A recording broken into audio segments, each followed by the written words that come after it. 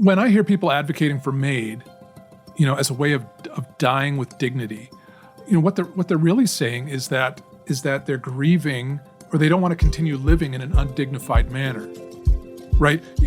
Dependent on someone else for all your physical needs. Imagine, you lose that sense of dignity. But what they're really grieving is not a loss of dignity. It's a loss of their sense of dignity. Welcome to another Prepared to Answer podcast. My name is Shawn Walker, and as always, I'm joined by Scott. How are you, Scott? Good morning, Shawn. Good to see you. Yeah, good to see you. For those that are watching on YouTube, you might have noticed that my set changed a little bit on the last podcast. We actually had our eminently talented Becca Whipple up at my studio, which is my living room, to help with some lighting and with some setup and things like that. And so she left me 5 pages of directions on how to set up my studio, even included drawings. So I want to thank Becca for giving me all those directions. Hopefully this looks you can very use similar. all the help you can get, Shawn, boy. When I saw the pictures, I'm like, wow, Becca might have been like, he needs a lot of help with this. We need to draw him some pictures on how to do that. But anyways, so Scott, our topic for today, we're in the cancel culture series. Last episode's topic was abortion, a heavy topic, definitely to be discussing. And I just, before we jump into this week's topic, MAiD, I just wanted to, and we had talked about this at the end of the last episode, is when we're talking about these subjects, we get into sometimes about the arguments, the reasoning and things like that. And so we did talk about at the end of our abortion episode, and we wanted to lead off with this, is just the recognition of how deep these subjects are in terms of personal feelings and the effect on people, that it isn't always easy. It's not always easy argument to say, well, that makes sense, right? So you need to believe this. People are struggling with these issues, and rightfully so. And so we come to these subjects with that recognition that as Christ followers, that we're there to minister, not to win arguments or anything like that.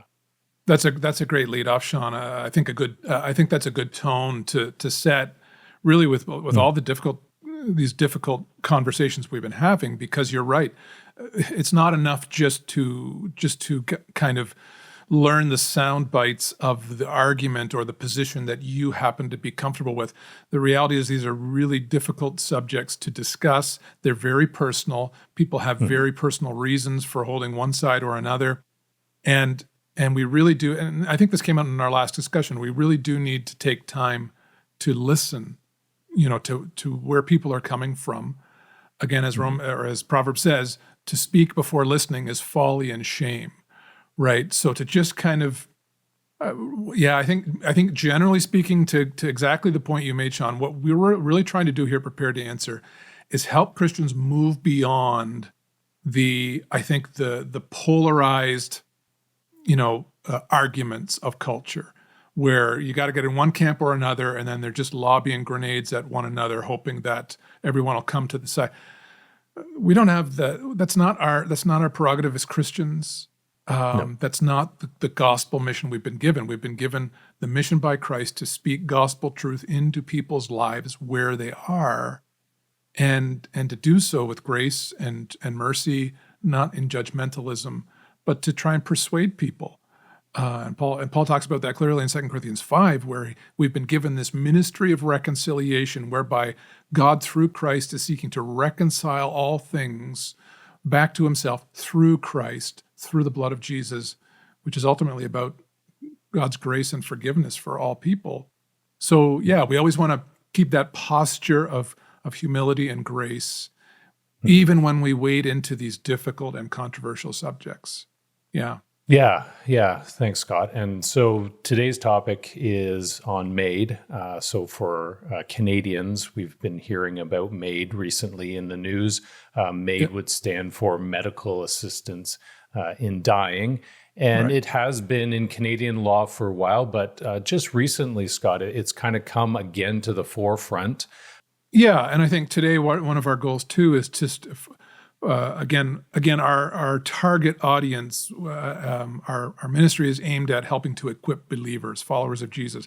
You might not be a follower of Jesus and listening to us, and I hope you find what we have to say of interest, because what you'll be hearing is what Christians think about these kinds of things and how we think about them.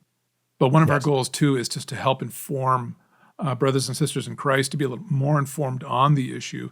And one of the reasons why it's been in the news for some time. It was in 2015 when the Supreme Court of Canada determined that withholding end-of-life services, we call it MAiD. Some others might refer to it as assisted suicide or euthanasia, are terms that are often used also. But our Supreme Court saw it as unconstitutional to withhold those services from people, that was a breach on their constitutional rights of individual freedom. So since then, it's been quite a discussion, but it's been gathering momentum, just because, as we expected, the moment they opened the door to that, they left all kinds of assurances and restrictions that it would only be for such select cases. But of course, over time, the door is opening and opening. And so now, just 2 weeks from now, we're in early March, but by March 17th of this year, 2023, is when it's set, the law is set to be extended to offering MAiD to people who are suffering from mental illness, not just physical life-ending illnesses. So that's another reason why it continues to be a real lightning rod for discussion. Because it's like the boundaries keep getting pushed. Mm-hmm. Yeah. Maybe we should clarify some terms. Words are important, but also terms and conceptions. And when we come to MAiD, though, we might have a confusion between end-of-life palliative care versus MAiD. Are those the same things? Are we talking about the same stuff? I mean, we've had palliative care for a long time. We've had DNRs, do not resuscitate orders. What are we talking about here? Right. Oh, yeah. And I think it's worth clarifying. A good friend of mine, he passed away tragically a couple of years ago, but he was a very well-regarded doctor in the palliative care field here in Canada. And he and his brother had written an article in a medical ethics journal that I was reading in preparation for our talk this morning. And one of the points he made was, this tendency this danger in the public consciousness for people to confuse or to conflate palliative care with medically assisted dying, or medical assistance in dying. And in fact, the Canadian Society of Palliative Care Physicians, they're quite concerned about that. And so I think just to be clear, I think it'd be worthwhile for our listeners just to clarify the difference between MAiD and palliative care. And I'm going to use the language used by the medical professionals. Here's the definition for MAiD, according to the Canadian Society of Palliative Care Physicians. MAiD is medical assistance to intentionally end a person's life, either through lethal injection, which would be what we'd call euthanasia, or self-ingestion of a lethal dose of drugs, which we would refer to as assisted suicide. Palliative care, here's how they define palliative care.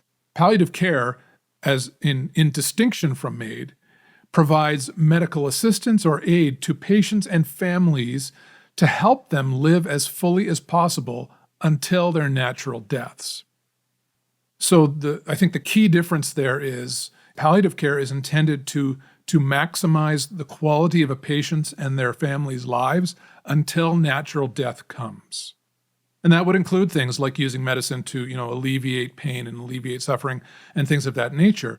But there's the key distinction. It's not done in order to hasten death, even though some pain-killing measures may bring death more quickly. That's not the intention. That's a side effect, or that may be a byproduct of the necessity of using pain medication in palliative treatment. So it's interesting. What I gathered from the reading I've done is that the concern with the palliative medical community is there could be this public perception that the two are somehow the same thing. And so there's the key distinction, that MAiD is intended to end life, whereas palliative care is really used to optimize the person's quality of life until their natural death. Yeah. So you had mentioned that the Supreme Court had kind of struck down these laws, or had said to Parliament, you need to look at this assisted suicide or MAiD in 2015. Do we have numbers? Do we know how many people are using MAiD? Is this increasing? Is it something that isn't actually used at all? Do we know that? No, yeah, no. To date, since then, so really since 2016 to date, there's been just a little over 30,000 deaths in Canada by medically assisted death or medically assisted suicide. But no, the numbers are accelerating. So in 2016, there were 1,000. In 2021, we don't have the stats for 2022, but I suspect they're higher. 2021, so that's 6 years later, was there were just over 10,000. So 10 times increase, right, in 6 years. Okay. So yeah, and of course, you can only imagine that if they extend now the eligibility of MAiD now to include people suffering from mental illness in addition to physical ailment, right? You can just see how those numbers are probably just going to skyrocket. Yeah, those numbers are definitely sobering. Now, when I think of MAiD and reasons, so kind of what would come to mind if someone were to ask me, why do you think people are using MAiD? Probably the first thing that would come to mind is, they're suffering pain that they can't manage, right? That would be, intolerable suffering, like physical suffering, would be what I imagine would be the number one issue. Do they have stats? Is there something to say what reasons there are? Yeah, well, it's interesting, and I think most people would probably agree with that, Shawn. That the number one reason is to alleviate people from deep physical suffering, and of course we don't want to minimize that. I completely sympathize with the desire to end a person's suffering. Suffering is a horrible evil because of sin and the brokenness in the world that sin has brought. But interesting though, the government has been keeping statistics on those who've gone through the MAiD process, and here are the top reasons that are given by those who choose MAiD. The reasons why, and of course there may be more than one. So a lot of these reasons are chosen more than once. But here's kind of the order in terms of prevalence. The number one reason given by people who take part in MAiD is that they've lost the ability to engage in meaningful activities. In fact, 86% of MAiD recipients stated that as their reason. Another was the loss of ability to perform activities of daily living, so just no longer being able to do the things that we enjoy. The third was the inadequate control of pain, or the concern that pain could not be adequately controlled. And that was around 57%, followed shortly by loss of dignity at about 54%. So, I mean, all of those reasons are stated by a number of recipients, but those are kind of the order of the most prevalent reasons given, all of which you can appreciate. Oh, for sure. Yeah, it surprises me that, the inadequate control of pain wasn't number one. I had always kind of envisioned that would make sense, right? That alleviation of pain, that suffering would be number one. But that's fascinating to me that, it's the loss of meaningful activity, like in essence, meaning. Yeah, well, and that's, I think that speaks to, there were a couple of good books that I have read on the subject of MAiD, and one was written by Blaise Allain and Jonathan Van Maren, and they are with the Canadian Centre for Bioethical Reform. They were quoting Viktor Frankl, and if you remember who Viktor Frankl is, he was a very well-known psychologist, but what really brought him to the forefront in terms of notoriety was that he had survived the concentration. He was a Jew. He had survived the concentration camps of Nazi Germany, and he's written extensively on the whole subject of suffering. And Frankl, he talked about suicide suicide is not the problem. Suicide is a symptom, and what it's a symptom of is despair. And he saw this. He saw this at work in the concentration camps. There were some people who, they despaired and ended up taking their lives because of the situation and the circumstances in the concentration camps. Where on the other hand, Frankl saw people enduring the same, hardships, the same suffering, but in fact they found resolve to keep going. And he was trying to figure out what was the key difference. And for Frankl, he said the despair that would lead one to commit suicide. He said despair really is suffering, but not just suffering, because some people suffer and don't despair. But despair is suffering minus meaning. Oh, and he came up with this really quick equation. D, he used it mathematically. He said D equals S, suffering minus meaning, right? Wow. And so here's something he said in a live interview on YouTube that I found. He said, some people get cancer, others get hurt by car accidents. These are very real cases of suffering, not to be minimized. But whether someone despairs is, in light of these experiences, is in direct proportion to whether they find meaning in the situation or not. So I guess that you were surprised, so was I. But but when I listened to what Frankl had to say and his observations, it makes sense that probably one of the biggest problems is that not that people are suffering, but that their sense of suffering is in the midst of meaninglessness, that there's no meaning for it.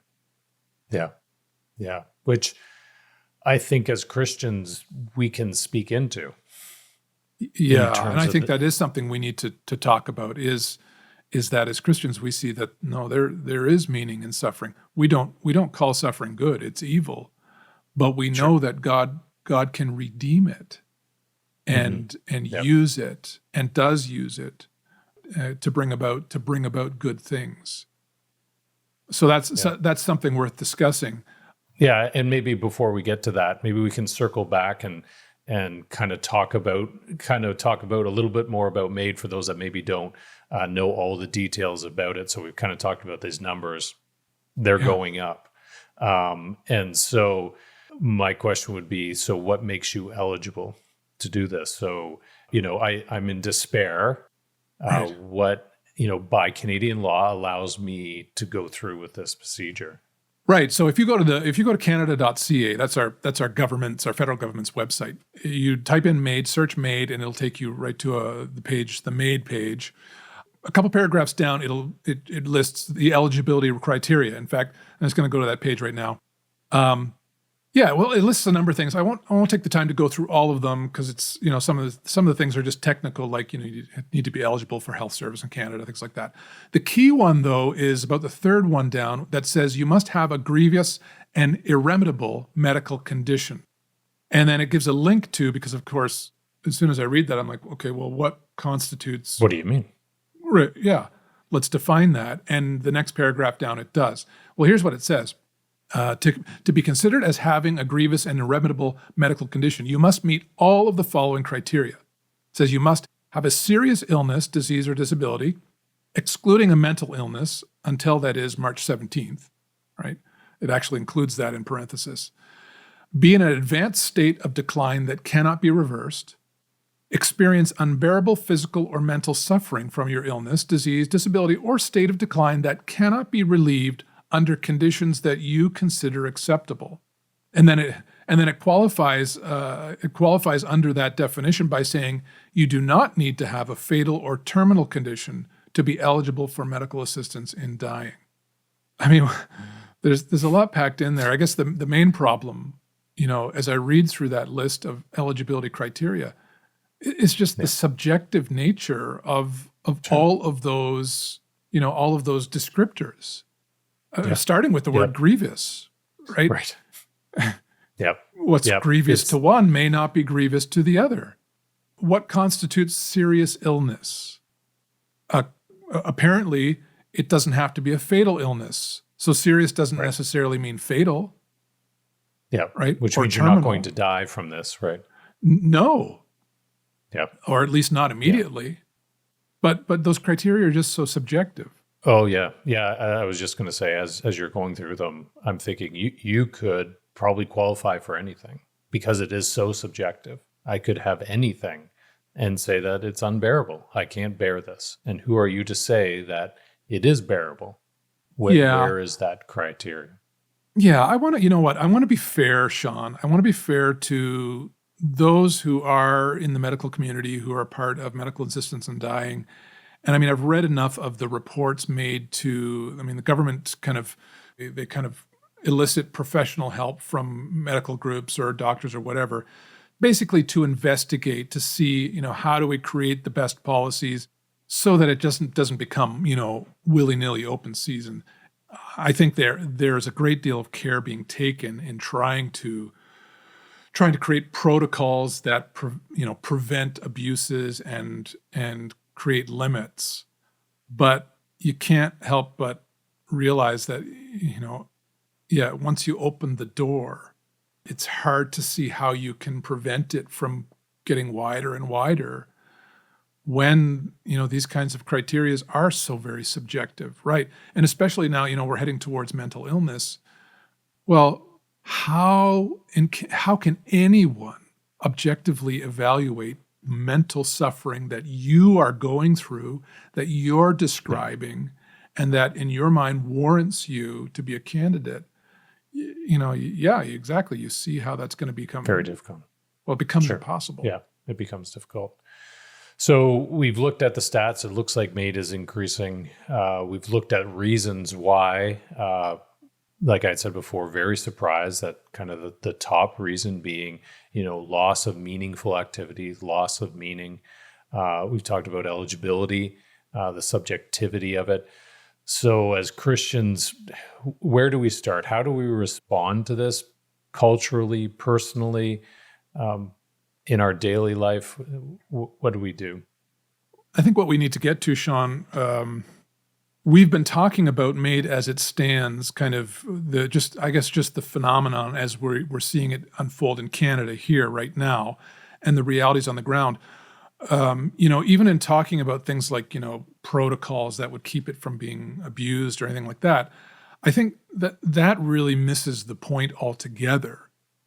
That I think Christians ought to be concerned with, because what we're ultimately talking about here is the sanctity of life. That my main concern is not that if you open the door, right, it ends up being a door you can't shut and the floodgates just open. My concern as a Christian is that the door has been opened at all. Yeah. Because of what that signifies.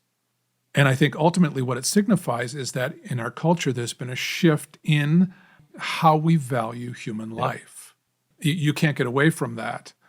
And what it ultimately comes down to is realizing that what we are doing in advocating for assisted suicide is that we're suggesting that there are some lives that are no longer worth living. Right. And the reason we know that is because most people who support assisted suicide would also support suicide prevention. Yeah. Right. Yeah. This is a point that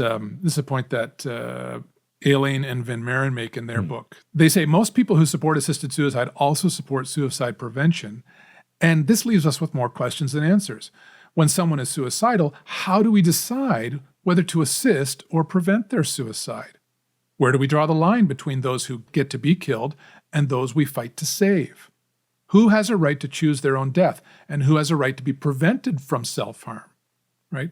Who gets suicide prevention and who gets suicide assistance is the question it boils down to.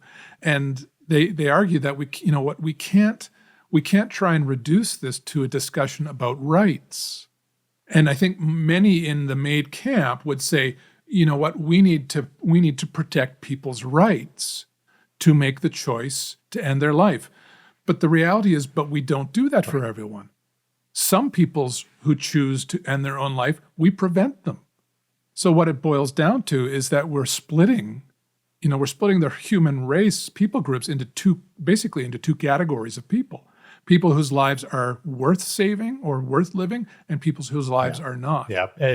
And for years, I had worked in the mental health sector. And so when they started talking about MAiD in terms of making it available to those with mental illness. That was the thing, Scott, that struck me first off. For many years, I mean, we worked to help alleviate suffering, mental health suffering in terms of suicide ideation, right? This was very important in our work, right? It was to recognize it, to then work with those suffering from that illness and to prevent it. I mean, that was, almost job number one in mental health.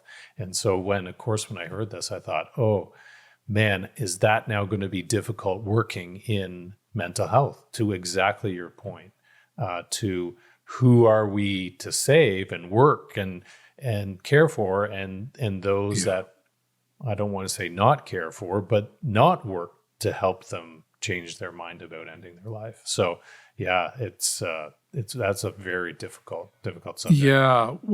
Well, I mean, I think the general principle, I think we just need to wake up and realize how dangerous this has become, is that we are now justifying our ability to judge that one life really, there are some people who would be better off dead, is what we're saying. Yeah. But then when you realize we're then putting those decisions not only into the hands of people who are despairing of life, but also to medical caregivers and people who are supposed to be, preserving life, not taking it. I think that's the sticking point, is that we're as a society, we're justifying devaluing human life in the name of preserving rights, but we're not being consistent. Right. Okay, so Scott, we talked a little bit about rights, but when we're talking about MAiD 2, people often talk about, this is a way to preserve dignity. This is a way for me to preserve my dignity based on what's happening. So what would we say to that? How would we respond to that? Yeah, I mean, and again, it's not as though I'm not sympathetic with, I guess, the plea and the situation for people who are facing end of life illness that, has deprived them of really all quality of life. And so, often the very emotional argument made is that, we need to let people die with dignity. And I think we need to, again, just reflect on that, Shawn. I mean, we use words that we need to think about the way we use them, because we use the word dignity in a lot of ways. Generally speaking, when we use the word dignity, there are two really aspects to it. One is the notion of an inherent dignity, and again, and this would be reflected, there's a dignity to human life that is separate from anything a person can do or express or live out. The other side of that coin, I guess, would be expressed dignity. So, for instance, when you say that someone's acting in an undignified manner, it means their behavior is undignified. Well, undignified in relation to what, right?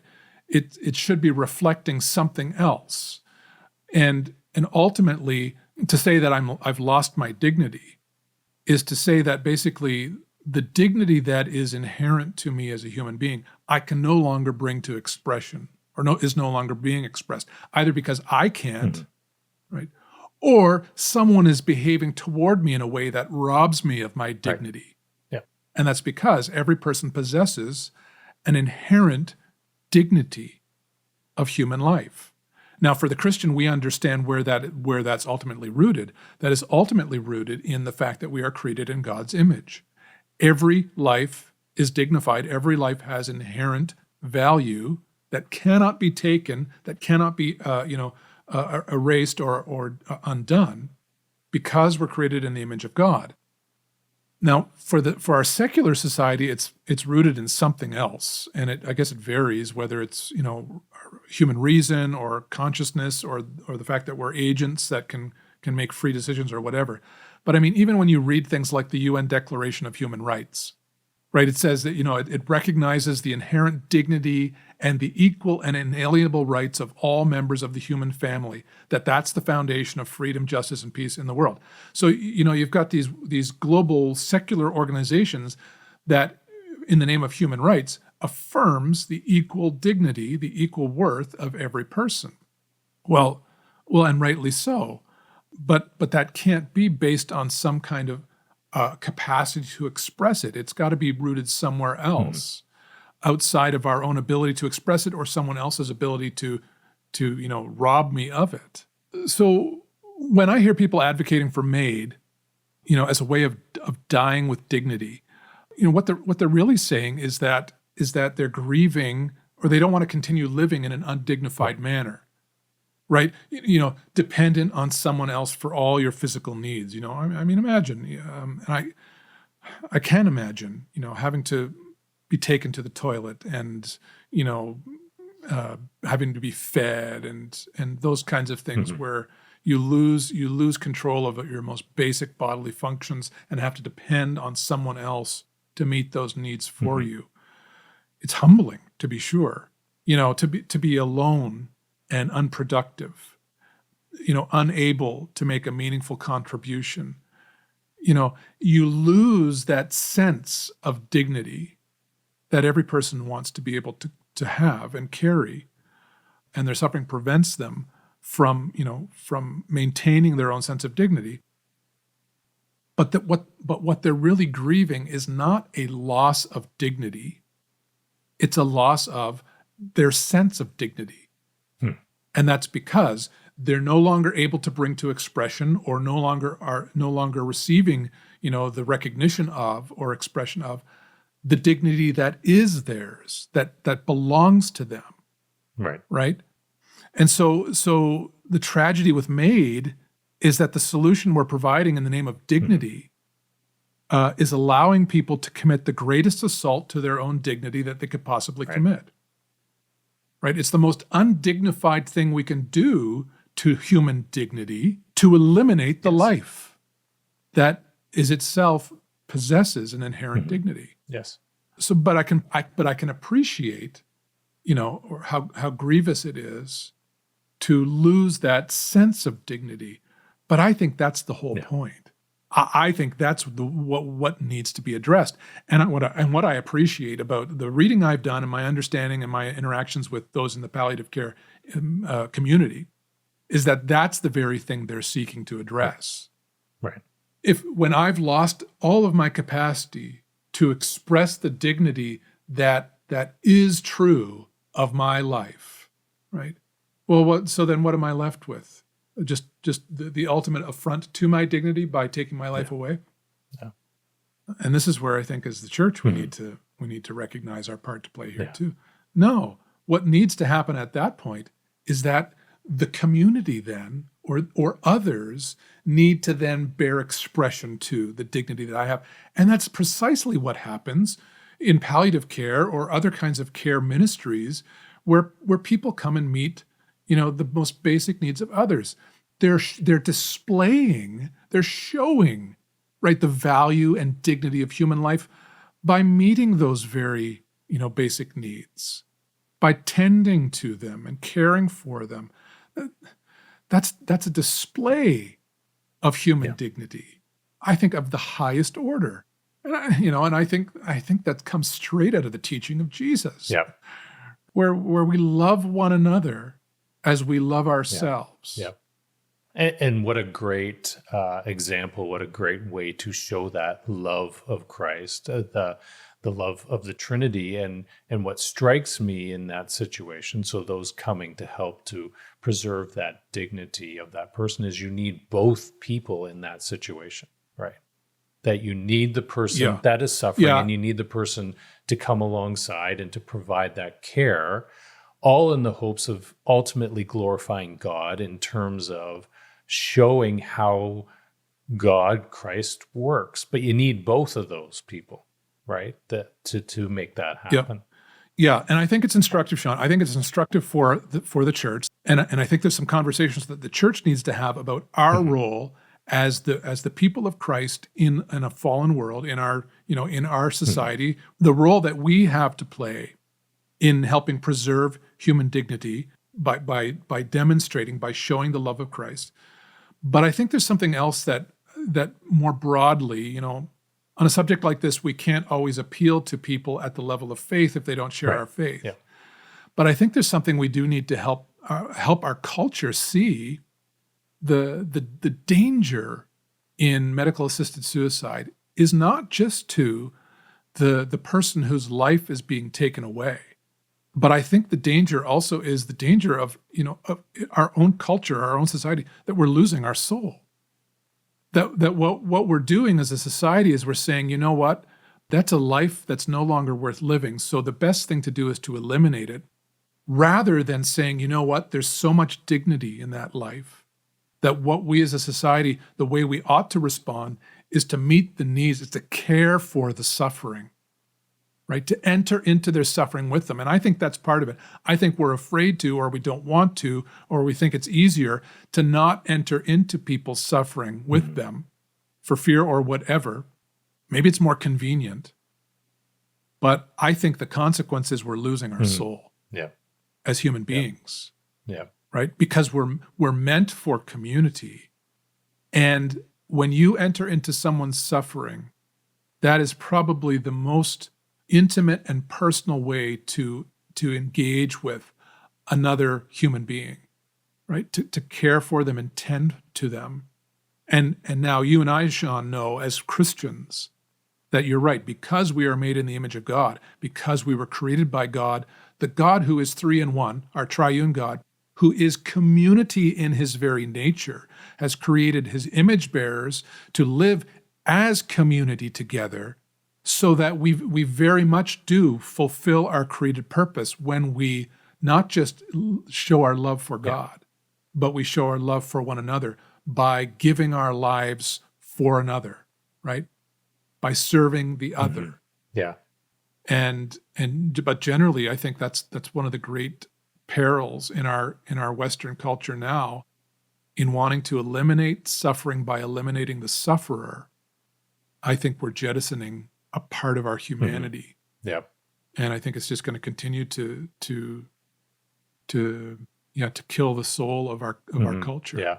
But what a great call for Christians in the church, though, Scott, in terms of this issue, to just not stand with placards, not to protest, not just write letters to MPs, which there are places for doing that, but to recognize that as the church, as Christ followers, that we're called, it's quite clear in Scripture, to alleviate suffering. We are called to do that, right? To give that cold glass of water to those that do that. And this is reminiscent of our last episode on abortion, right? Where we got to the point of talking about our role is not just to stand on the sidewalk or march in marches, but to help alleviate suffering, right? Because that is what we're called to do. Right. And I think, you're right, Shawn. And I think now part of the challenge is if we just try to address this at the level of activism, I don't think we'll get anywhere.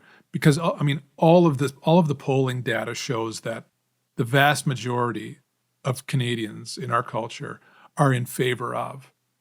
And I think that's because the vast majority have simply bought into the emotive argument of, well, let people have their own rights, right, and die with dignity and alleviate the suffering. And that seems on surface to be the most expedient way. I think part of our role as the church is to learn to have these kinds of conversations, to show, and to also I think to applaud people in our culture who are doing the hard work, especially in the hospital system, of tending to the needs of the suffering. Yeah. Right. Palliative care. What a great work to be involved in. What a difficult work. What a special kind of person it would take. Yeah. Right. I know I could not do that, but there are some who just have that gift, and I think they ought to be celebrated. But I think in the church, we have then the opportunity as well to become the community that emulates the very thing we're advocating for. How are we caring for the needs of those within the church who are suffering, whether it's physically or emotionally, however? We need to become, I think, a microcosm of displaying what that looks like, while we then learn to address it at the level of interaction with people. it's only going to change if we can change the way people think. Yeah. So those are a few things I think we should be probably learning to do, educating ourselves, learning from those who've maybe spent time thinking about how to have persuasive conversations, and becoming advocates for the compassionate and those who do the work of palliative care. Yeah, and not to jump into another subject, but we have talked a lot about suffering today, Scott, a lot about alleviating suffering. And I think there's a place, and it's not probably on this podcast, maybe in a future one, to talk about the Christian's attitude towards suffering, which is very different than, I think, secular culture, right? That Scripture talks about the fact that we will, as Christians, suffer, that we're to expect it, and in fact, be joyful in it, which is very different than what we're hearing from culture. And so when we come to a subject like this, we should be coming from a different perspective when it comes to suffering, to understand that it is part of our life, our journey, and not to fear it, not to run away from it. But there's lots of material on this and lots of things we could say to it. But sure. Yeah. And I mean, it's not to say, let's go looking for suffering. I think that ties into what we talked about earlier on, Shawn, about the whole, and tying back to, again, part of the cause of the symptom. The symptom is MAiD. The cause is, I think, suffering without meaning. And what the Christian should be able to do, or the conversations we do need to have, is to see the meaning that comes out of suffering, and to help encourage people to see that there can be meaning in suffering. As Christians, we just need to recognize that meaning is attached to sharing in the sufferings of Christ, right? Is attached to our redemption, the God's work of redeeming a broken and fallen world. Our Savior came and suffered in order to redeem His creation.